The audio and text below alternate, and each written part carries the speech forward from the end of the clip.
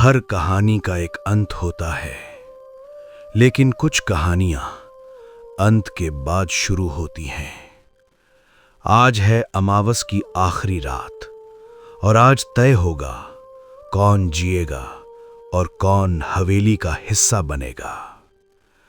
पूरा गांव हवेली के सामने खड़ा था, हाथों में मशालें, दिलों में डर।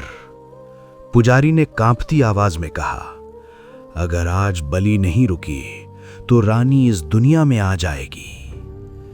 एक ही रास्ता था, तहखाने में जाकर रानी को हमेशा के लिए बंद करना।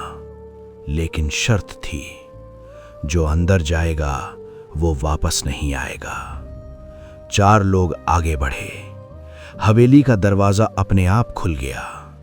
अंदर दीवारों पर लटकी परछाइयां हंस रही थीं। सीढ़ियां नीचे उतरते ही आवाज आई, इतनी जल्दी मरने आ गए।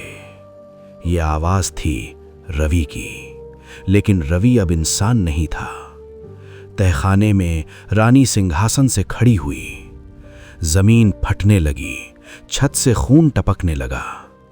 रानी गूंजती आवाज में, 100 साल से भूखी हूं, आज आखिरी अमावस है। या तो ये गांव या फिर ये दुनिया। रवि घुटनों पर बैठ गया। रवि, महारानी सब तैयार है। पुजारी आगे बढ़ा। उसने कहा, रानी बलि तुम्हारी नहीं, हवेली की होगी। उसने मंत्र पढ़ा। हवेली की दीवारें कांप उठीं। अचानक रवि चीखा। उसकी परछाई उसके शरीर से बाहर निकल आई। रवि रोते हुए, मुझे आजाद कर दो। रानी चीखी, नहीं। पूरी हवेली आग में जलने लगी। सुबह हवेली खंडहर बन चुकी थी। तहखाना मिट्टी में दब गया। रवि जमीन पर बेहोश पड़ा था, जिंदा। गांव वालों ने चैन की सांस ली।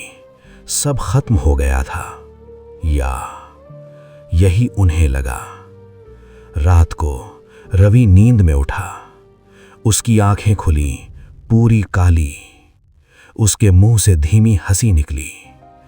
रवि 2 आवाजों में, हवेली जली है, मैं नहीं।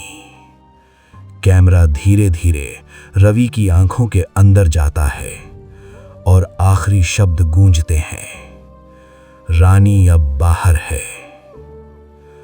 अगर इस कहानी के बाद आपको आज रात किसी पुराने घर का सपना आए, तो समझ लेना ये कहानी यहीं खत्म नहीं हुई, क्योंकि कुछ शाप सुने जाने के बाद जाग जाते हैं।